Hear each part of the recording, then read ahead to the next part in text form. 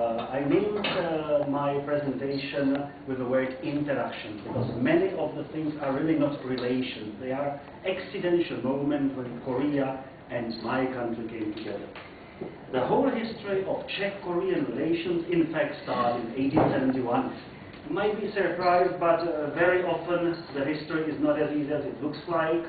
And the infamous United States Navy attack on Kangwa Island was in effect in a strict and very multinational effort. Because there was not less than 40 different nationalities on board of these 5 American boats. And among them were Swedes, Portuguese, Polish, Austrians, Russians, even a couple of Koreans, but also Czechs. We know about 2 Czechs. One of them is William F. Lukes. You will ask why I speak about the Czech with a very typical English name. But what we know, it was very typical for those times that the names were anglicized. The other Czech we know, whose name was August Chlub, has a very difficult Czech name. But we don't know anything else than his age and the fact that he was on the boat. With William F. Lukes we have more. We suspect that his name was Wilhelm Lux, because the village where he was supposedly born has a lot of graves with name Lux. Lux and Lukes, the similarity is here.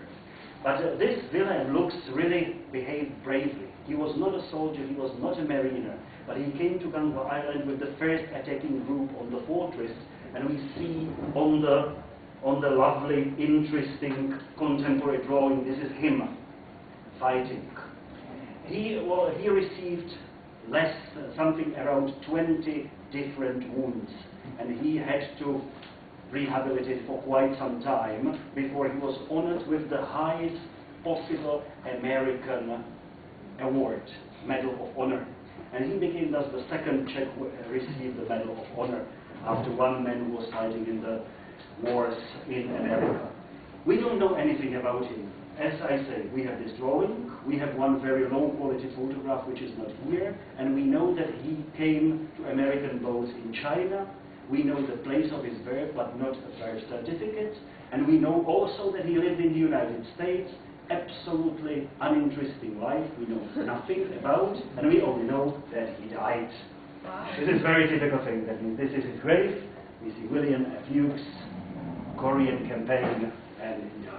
That's all we know. This was the very first real direct contact between Czechs and Koreans. I'm sorry.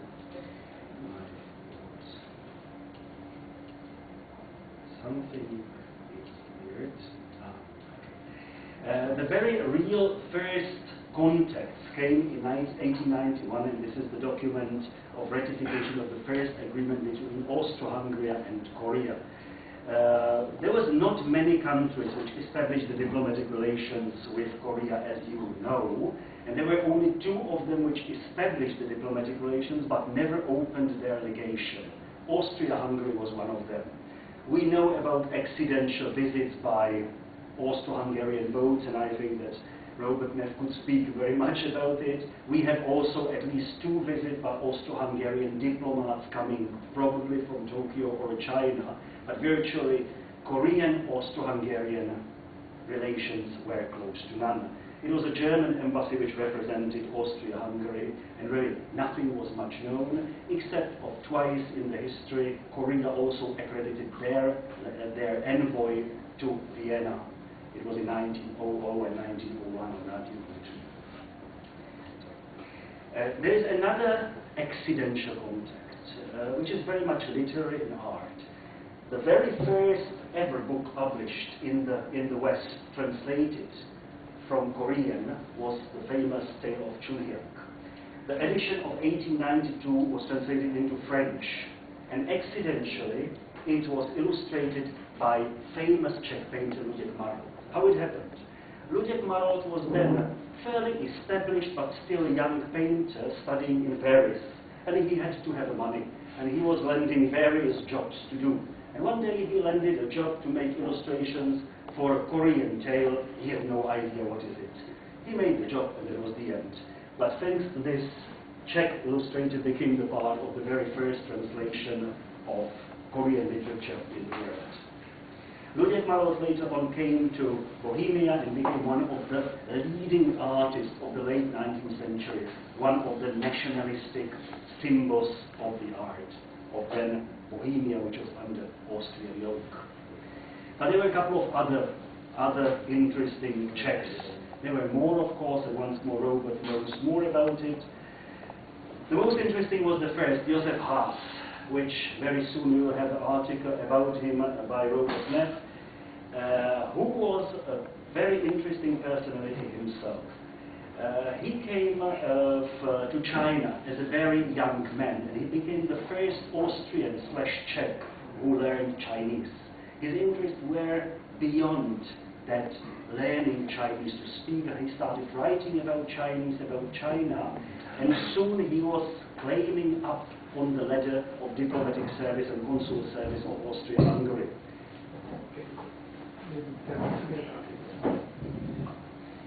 He started really as a lowest ranking officer, and he ended his career as a consul general in Shanghai. In fact, he was all his life almost sitting in Shanghai. What we don't know, and it will be part of the Robert's article, is that one day he came to Korea and spent here a couple of months being invited by von Mellendorf. He was running head of the Seoul Customs. He was the man who signed the agreement for printing the first Korean stamps. But what's interesting, he's nowhere mentioned. And we found him by the fact that one of a well-known Czech sinologist wrote an article about his role in creating of Czech and Austrian Chinese studies. And she mentioned one sentence. And it is said that he might be in Korea, but it is not the case. And I brought it to Robert Neff, and we found very soon that it was the case, and he was here. But what he was doing is still a bit mysterious. Another person, Max Taubles, is more a funny guy. I will quote once more, his importance in Korea lies only in one thing. He was born in Prague, traveled to America. From America he became an expert in Japanese art, and one day he landed to Korea. His famous role in Korea is that he is not only the first person who died as a Westerner in Korea in Seoul. This is his dubious honor, as Robert Neff said. That's nothing else. We don't know anything about, except we have still his grave here. Two other persons are more important, but they came late, both of them in 1901. Josef Kořenský was a kind of a most influential person among the Czech children from the whole late 19th century until, let's say, 1940s. He wrote numerous books covering the whole world, geography and travelogues, and he was traveling really all over the world. He was not an explorer. He was a standard traveler, having a good friend who was rich and who can do it and take him with him, and he was writing. He wrote a couple of chapters about Korea, but they were nothing very important. More important is a man named Enrique Stankovras. He's a mysterious person who probably was born as Czech, but nobody knows it, but he wanted to be Czech, and he told he is Czech. He became one of the early photographers of Africa and Latin America, starting already in the 1880s. And when he came to Korea in 1901, he was a very accomplished photographer. And thanks to this, we have 150 photographs of Seoul and General Road in our collections, which were never published until the book. These are the books, these are the typical photos. This is most famous portrait of Enrique Stankovras on the right-hand side, and the beginning of the chapter, which is saying, from Beijing through Korea to Siberia. In fact, he never wrote anything about Korea. That one paragraph he wrote about Korea tells nothing. He was planning to do more, but he didn't do that. He only published a long article 20 years later, but we don't know how much is the article really based on his knowledge or its secondary. It's a rewriting of secondary sources. These are the typical signs or typical examples of his big photographs. Here we see himself standing in one of the smaller buildings in Pyongyang with his guide, who was a Korean. And this is Nam Dae-mon on his photograph. And for those who are interested, the most interesting photographs were published in this book, published by Seoul History Museum, and also there was a big exhibition. There was nothing going much later on because of the Japanese occupation. Also, Czechoslovakia only emerged in 1918. But there was an important moment in history. Before Czechoslovakia emerged after the end of World War I, there was a huge army created on the territory of Russia. The army started later on fighting with the Bolshevik forces, and they had to get out. And the only way how to get from Russian territory was by train, getting further and further through Siberia up to Vladivostok. During the fierce fights, the whole army of 60,000 people succeeded to move up to Vladivostok, and they, of course, became in contact with the Koreans. And they were also the first official, if we can say it, contact there. Major General of all the whole army, whose name was Radola Gaida, was probably in contact with various other people, and that's why one day he received Pyongyang. It was before the Shanghai Korean government in exile was created, and Pyongyang made an agreement with Radola Gaida on two things. That first, some Koreans started fighting on the Czech side, and as we know from the Czech sources, not less than 16 Koreans were on board on the flag train. I'm not using the term flagship, but flag train, fighting on the Vladivostok area. And also, Radola Gaida, to save Pyongyang from danger of Japanese, he gave one of his armored trains, and he brought Pyongyang back to Shanghai. The other thing was that the army had to get rid of a huge armament, and there was an agreement done that the armaments will be left on place. That was a chance for the emerging Korean independence fighters. There is not much real information from Czech sources about it, but we do have plenty of information from Korean sources speaking about the amount of armaments and ammunition being sold for zero price or given free of charge to Korean fighters who were smuggling all the arms up to the Manchuria. And in many Korean information says that without these Czechoslovak arms, there was not the only important big early battle of the Korean independence fighter battle in Cheongsan-li, which was won thanks to Czechoslovak arms. Czechoslovaks were very interested in what's going on in Korea. It was very much also psychological thing. Don't forget that the Czechs were for 300 years subjugated by the Austrians, and they only achieved independence in 1918. That's why the fate of another small nation subjugated to somebody else was of their interest, and they very much followed what the Koreans did. For example, here we see an interesting text which is not very much visible in a daily produced by the army in Siberia, and this is one of the early articles about March 1st movement. It says, problems in Korea. And now it describes what's going on in Korea on the March 1st and March 2nd. It was published on March 5th or 6th.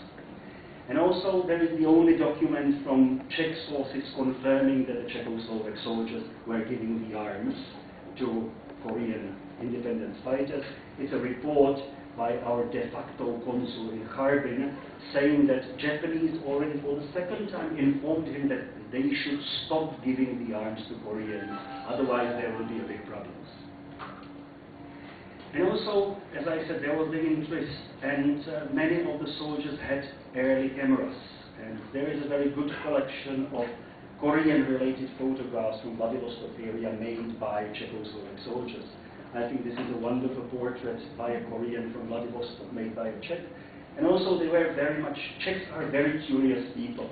That means they wanted to get, that means we see a lovely photo of Korean wedding, and here, if you look, we have the one Czechoslovak soldier, the other Czechoslovak posing to have a souvenir to bring back home that they have taken part in it. Many such photographs are still lying in our archive.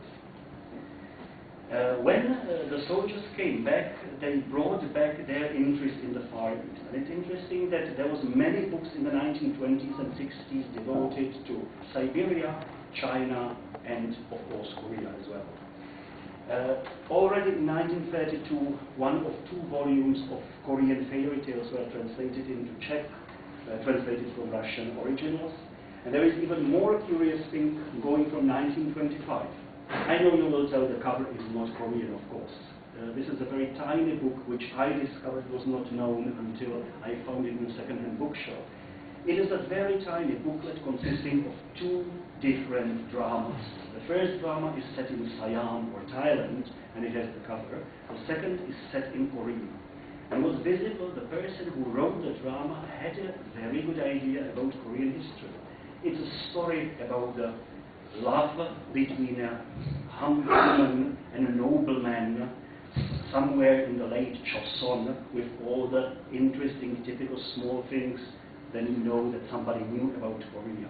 And the most interesting thing, I had a good luck that part of the book when I bought it was a leaflet to the play, where it says, please note one important thing. At the end of the story, the both Korean lovers kiss each other. We know that this is not exactly the knowledge of Korea, but the author knows it and says, please note that kissing in Korea is not as it is in Europe, but I had to change this for the Czech audience, because the Czech audience will not understand the end of the play. Meaning, once more, the person who was a psychologist, we don't know when he died, we don't know anything more about him, had a very good knowledge of Korea. And he probably got it because he was a part of the Czechoslovak soldiers in Vladivostok area.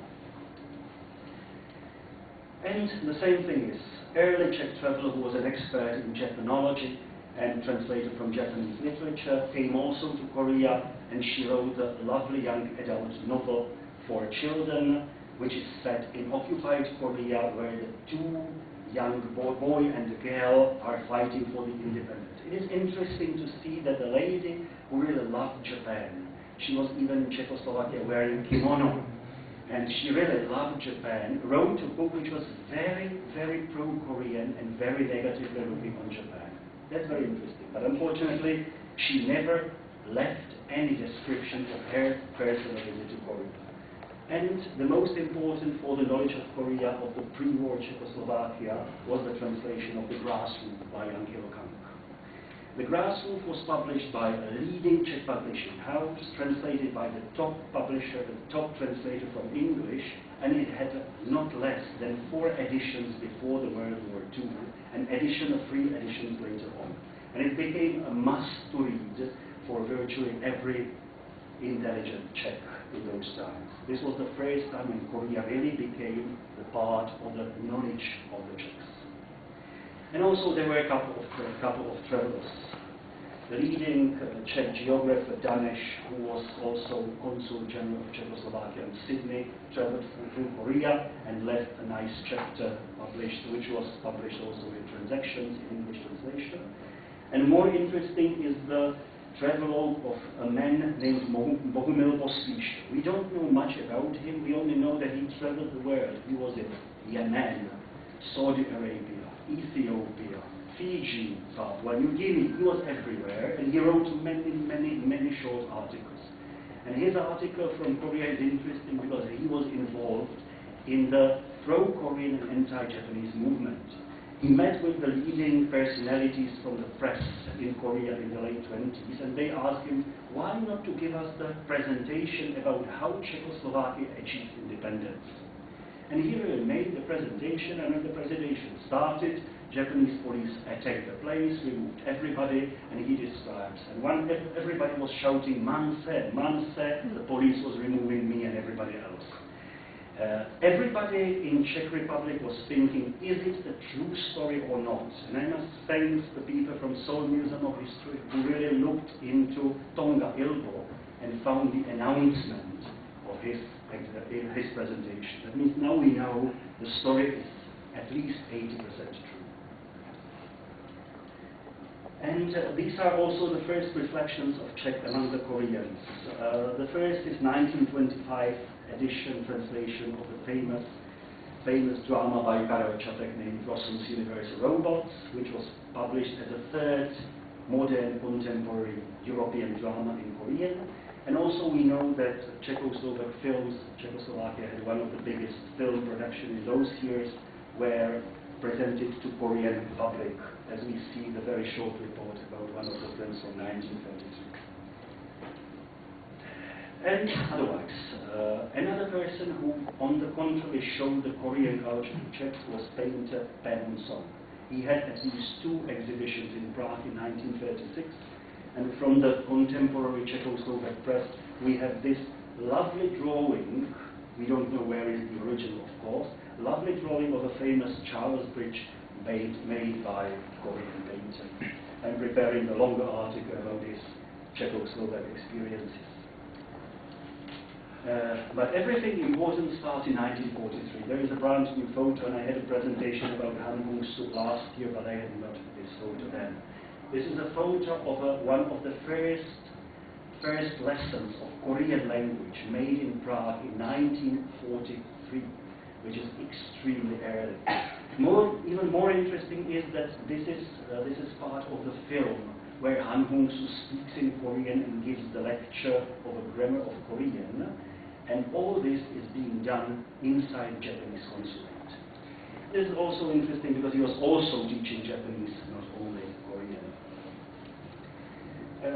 Here we have what he was doing, and he became the most influential person for early Korean studies in Czechoslovakia. Without him, we would not have the Korean studies nowadays. As you see, he was preparing exhibition, writing on history, translating. It was an extremely hard-working man who at the end lived for 5 years in Prague. This is only the articles we found in Czech, what he wrote while in Prague from 1945 to 1948. His most important book is The Concise History of Korea. It was written in German because he studied in Vienna first and Switzerland, but it was never published in German. It was published in a Czech translation made from German manuscript. Here we have the typical title page of his manuscript. This is the first edition and the second edition made. How the book looks like. As I said, he was an archaeologist and prehistorian. It means older the history is, better the book is.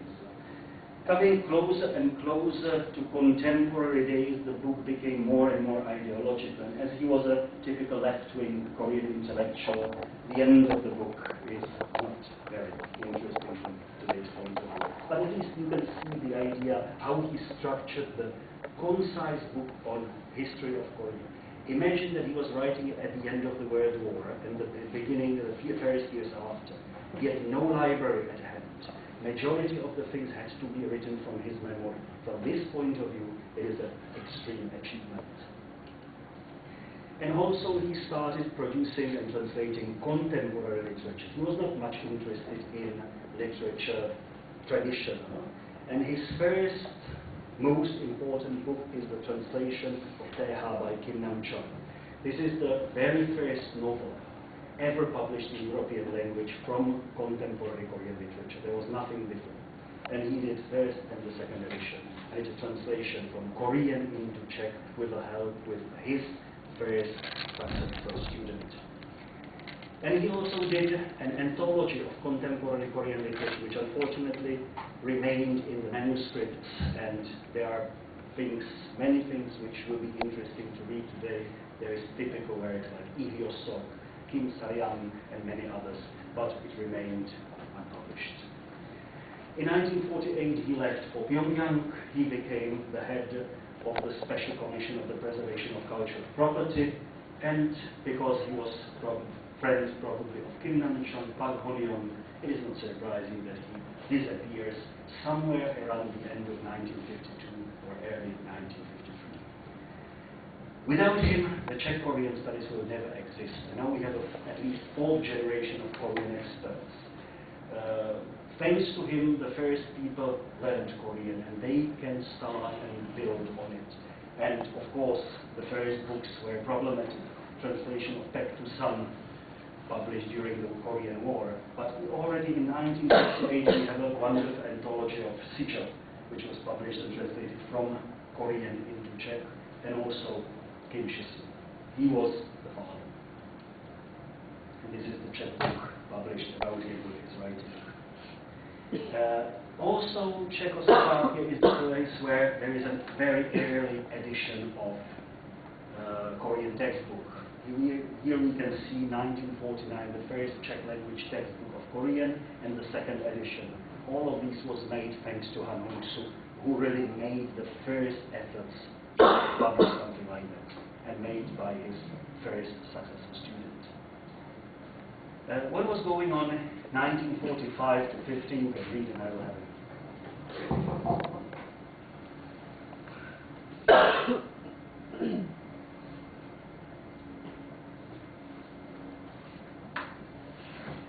Czechoslovakia after World War II was understood as a bridge between the East and the West, or at least many people thought about it. But in fact, the years 1945 to 1947 are slow, slippery towards the communist bloc. And when you look on the very intensive contact with the North Koreans, it is one more example. In February 1948, there was a bloody coup when the Communist Party in Czechoslovakia took over the power, and it started 41 years of the communist rule. Immediately when the communist rule started, shortly afterwards, North Korea became the Democratic People's Republic of Korea, and became also a sort of part of the Eastern Bloc. Now we see the document confirming the establishment of the diplomatic relations between Socialist Czechoslovakia and North Korea, 1948-49, and very soon, in September 1950, Czechoslovakia opened its resident legation in Pyongyang. This is a very rare photo because the legation was opened a few days before the Incheon landing. That means very soon the first diplomat had to run and spend 2 more months later on in Manchurian mountains, and it was not an easy trek, I can imagine.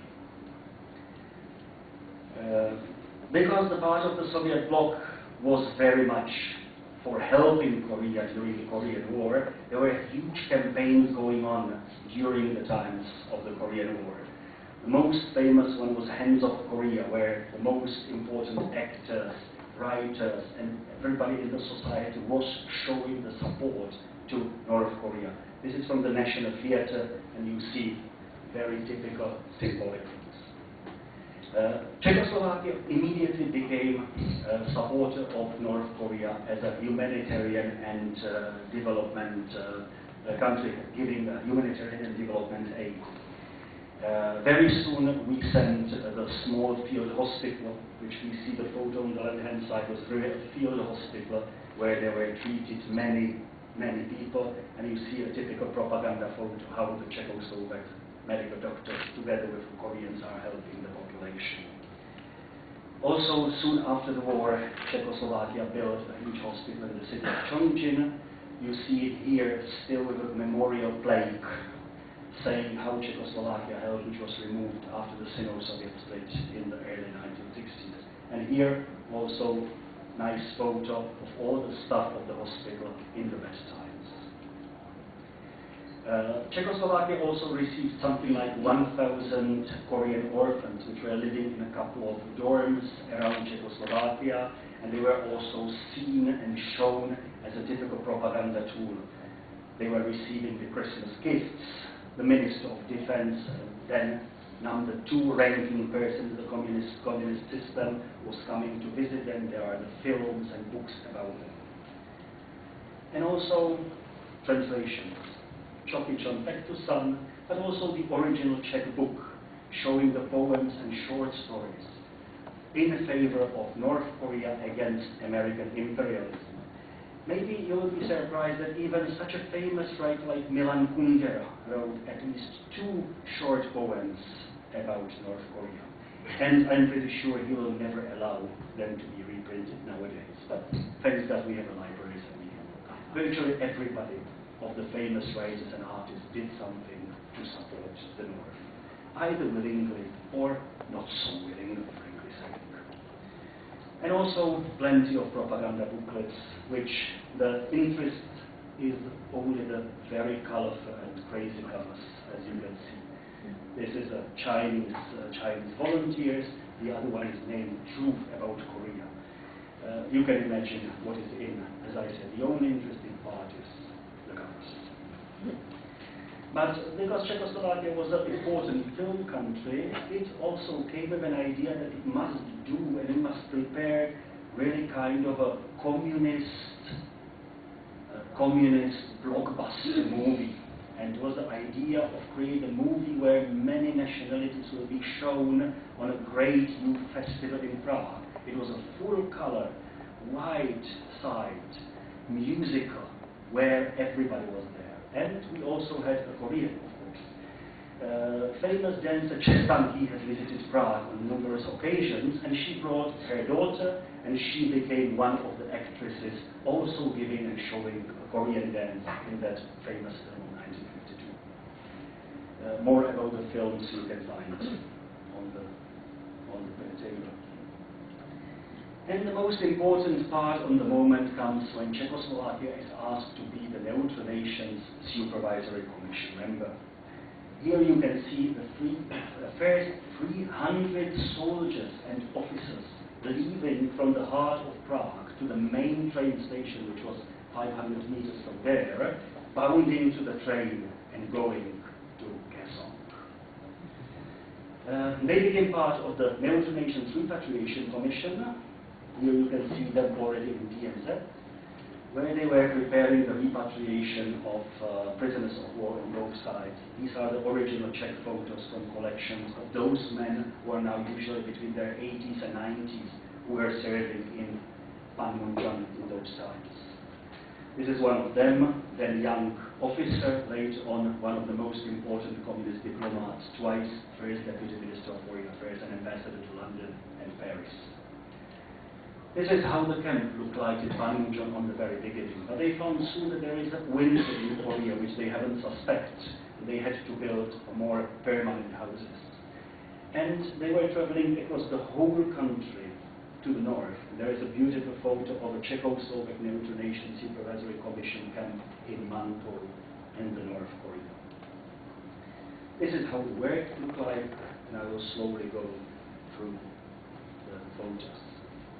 Counting the soldiers, looking on the war remains, counting the tanks, leaving and entering the country. And also traveling, there were attacks. There was two attacks on their lives in southern part of Korea, and you see off-limit area, which was difficult. For them, it was also not easy. We have published a book of the photos. And there is a series of photos you can imagine how the Czechs looked like, how the Czechs saw Korea in those times. I will go only through the photos. This is daily life in DMZ, Bridge of No Return, 1954. And this is the line. This is the demarcation line saved by the North Korean soldier. This is Kherson 1953, when the Kherson Namdaemun was still destroyed. This is 1955, when it was already partly repaired. Also the famous fights from Kherson. This is a fairly funny photo, where the North Korean soldier and Czechoslovak soldier are not nicely behaving. And this is how they saw daily life in Kherson.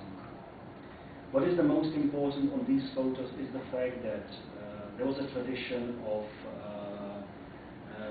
photographing in Czechoslovakia before the war. And that's why when they were going to such a place like Korea, many of the soldiers took their cameras with them. And because they were neutrals, they could cross the side to the south, where they could buy easily Kodachrome films, and they could develop the films very well. While, because they were neutrals on the north side, they could freely photograph in the north with no obstacles. And this, we have a wonderful documentation on a good quality films, and you see how 60 years later the photographs are beautiful. Once more, the typical views on the Czech photographs, how they saw Kherson, And all these photographs were made not later than 1956. Overview of Pyongyang. Main street in Pyongyang, 54-55. Manpo, Yellow River. I personally love this photo. I can imagine how difficult it was to do such a photo with that quality of cameras.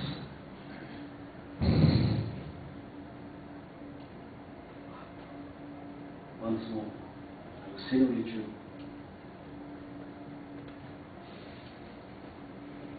The totally destroyed Chongqing in 1954. Still traditions being observed, destroyed church, everything destroyed.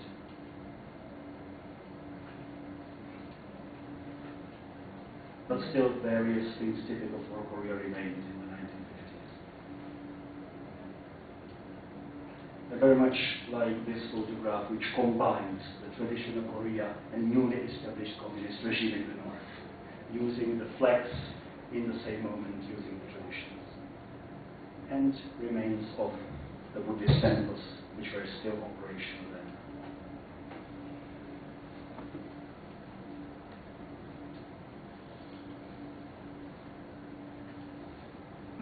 And this was parallel to them. This is one of the men, 90 years old, who was then photographing, and I asked him, was it difficult to photograph in North Korea? He said, no, we were friends, I could do whatever I can. Okay, he was the head of the counterintelligence unit, he could. And in the same moment, the Korean studies were appearing. There's a Sijia translation, and in the middle, the man who translated it was the first North Korean who learned perfectly Czech Nam-Kidok. He returned back to Korea, he translated 2 Czech books, and, as usual, disappeared without trace overnight, and nobody ever heard from him since the early 1960s. In the same moment, the Korean experts in Czechoslovakia understood that doing something with North Korea is fairly difficult. That means they focused themselves on traditional studies of classic. One of the important books is Ancient Art of Korea, made by Jaroslav, the man who is here, who is still alive, and Werner Forman, who was a leading Czech photographer of Asian art. Since the 1960s, our relations with Korea were nothing than cordial, technically. And one of the signs were that North Korean films had a quota and they had to be shown in Czechoslovak cinemas. Frankly, majority of the 50 films which were shown in Czech cinemas never had bigger audience than 1,000 people. We can imagine why. The only successful North Korean film in Czech cinema is Hong Kil-dong, made in 1980s. The reason is very easy. In communist Czechoslovakia, the kung fu films with Bruce Lee were forbidden. And the young boys wanted to see the martial arts movies. Thus, Hong Kil-dong from North Korea was the only substitute. This is the only North Korean film which had an audience higher than 30,000. Still nothing. And as I say, our relations of communist Czechoslovakia with the North were nothing else than protocolar. We see Kim Il-sung visiting Prague, and in the same moment, the Communist Party had visiting Pyongyang in the 1980s. And we can see how Shinmun was covering the friendly visits from communist Czechoslovakia. Nothing really important. But in the same moment, we started having contacts with South Korea. This is the first photo direct I found, which is the first soccer match on the Tokyo Olympics where Czechoslovaks crushed South Korea heavily. Everything was starting changing before the Olympic Games and everything, and Czechoslovakia was not, of course, boycotting the Seoul Olympic Games. We won the 3 gold medals, and it became the beginning of the deals with the South. The most important date in modern Czechoslovak history, or Czech Republic history, is 17 November 1989, when the fall of the communist regime started. The very same day, Deputy Minister of Foreign Trade of Communist Czechoslovakia was sitting in Seoul and signing the declaration of opening the trade offices between the countries.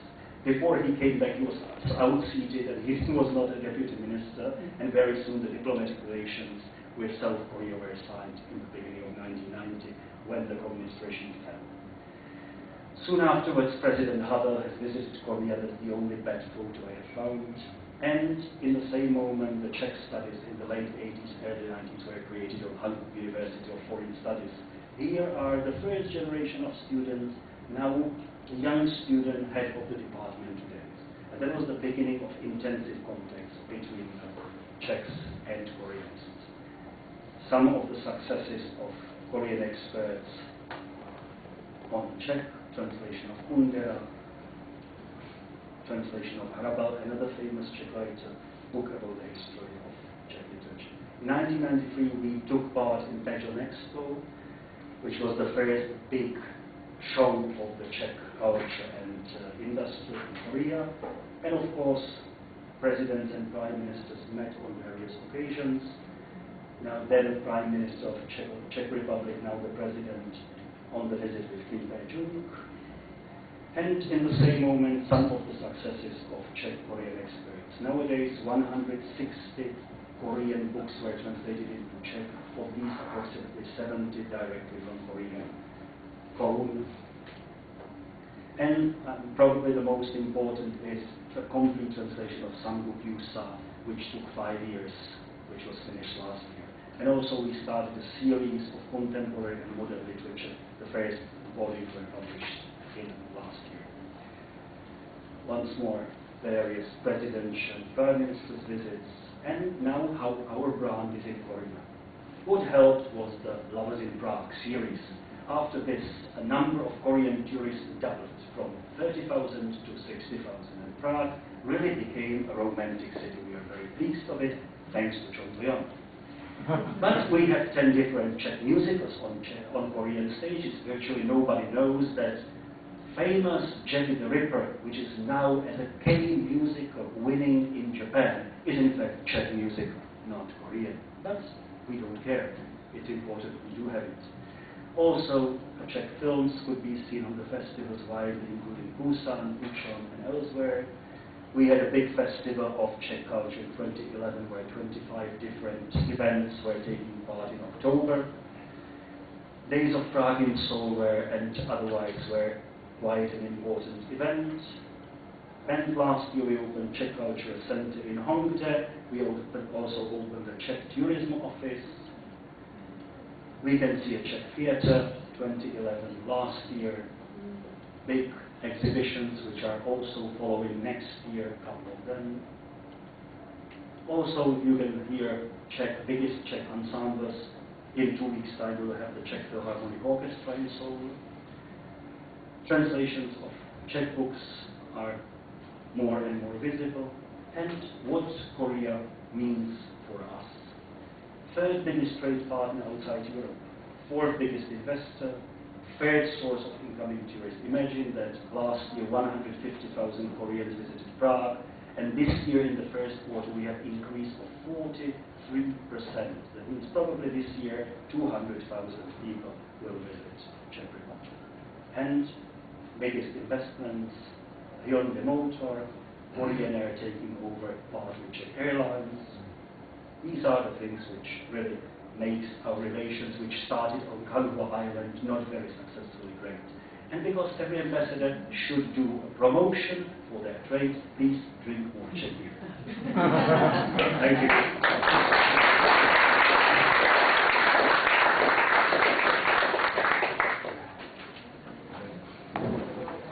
So Ambassador Olša can entertain a few questions on the floor. So, please. I think I can speak loud enough. A while ago, I thought I heard you mention that not only was the first European to die in Korea from Czechoslovakia, but also Czechs were responsible for the first plane crash in Korea. Did you ever find out more about that? Okay. Whoa. Yeah, you mentioned a couple months ago that the very first plane crash in Korea was a Czech airplane. Did you ever find out more about that?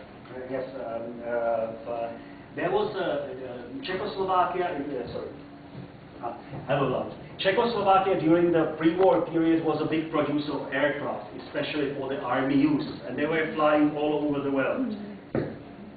And one of the test flights got one of these aircraft from Prague flying to Tokyo. It was a fairly unfortunate flight because the aircraft crashed close to Hedgeland first. They succeeded to repair it. It almost crashed next to Daegu for the second time. After they got to Japan, returned back through Korea, and finally totally crashed on Siberian territory. That means it was not a great thing. I am pretty sure, we do have some documents about that crash in Hedgeland, but I'm pretty sure that such thing could not be unnoticed by the Korean press, and that's maybe somebody to find. And I'm pretty sure this might be probably the first air crash on Korean territory. Could you talk a little bit more about the Czech involvement in the North Korean War, for example? How many Czech soldiers were involved in the North Korean conflict? None. We were truly neutral from the point of view of war. The only people who were there were experts on a development cooperation, especially in the last moments of the war, and we had that hospital, field hospital helping. The only support for North Korea, saying it very simply, there were no arms delivered, nothing. The only thing which we delivered were the coats. You saw it on one of the photos, there was a really long black coat, which was in fact the Wehrmacht coats, and you can't use these very high quality Wehrmacht things in post-war Europe. That means this was given, and the same was some of the German boots were used by the North Korean army. So what was the number of Czechs involved in that particular mission or enterprise? I do have the list. It was, if we speak during the war, it was a couple of tens. After the war, we speak about hundreds.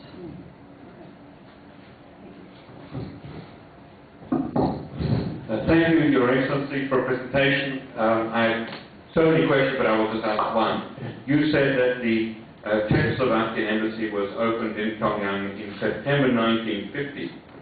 This is obviously during the Korean War, and it was just a little bit later in November that Pyongyang was taken by the Korean and United Nations forces. So my question is there an account by any of the Czech diplomats who were in the embassy at the time about what it was like when they arrived in September and very quickly had to leave or were captured? I don't know what happened to them in November.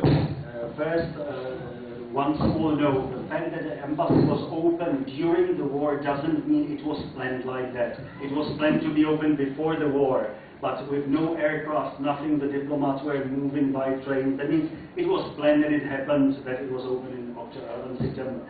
We do have the accounts, how it was. I love one of the accounts when the head of our mission is sending a cable to Prague from Manchurian Mountains saying, I am very sorry, I can't tell you more, but you should understand we are a big cut of information here. Yes, they were cut off information, fairly much, and they were really trekking for 2.5 months in the mountains, crossing the border to China and returning back, having no idea what's going on. That means there are the reports, but there are reports about starvation, hunger, no information, coldness. These are the reports.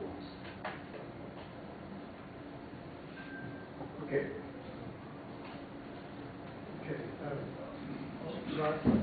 Can I just shout? I was curious about Han Hung-soo. He said he was working in Prague in 1943. So presumably he was there with the approval of the Nazi occupation government. What was the relationship between the Nazis and Korea, given that he was a man of left-wing sympathies? Very basically, he studied first in Japan. Secondly, in 1936 he went to Vienna. 1938 he moved to Switzerland. And of course he was a Japanese passport holder. That means during the war, in effect, he was from the friendly country. That means This was a very positive thing for him. The fact that he was teaching Japanese probably allowed him also to teach Korean. Probably they will not allow him to teach only Korean. But he was teaching both Japanese and Korean. And he was with very friendly relations with Japanese, because he was even preparing a special exhibition of Japanese modern art for occupying German authorities in Prague. Logical, he couldn't be. But the very day the war ended, he showed very clearly that he is not a pro-Japanese, he is not pro-Nazi, he was a left-wing intellectual who hided it very, very well.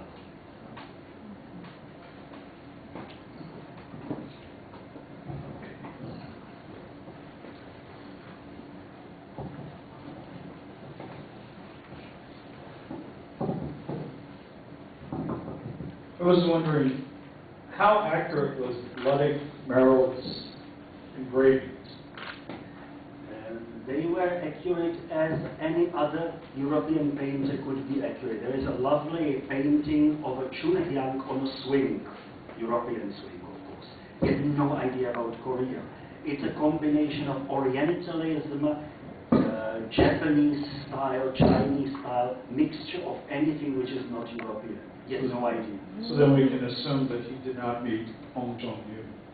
No, of course. He knew nothing about Korea. He landed a job. He wanted to make money, and he made illustrations. That's all. That's a coincidental situation. Okay, so well, thank you very much, Dr. Olša,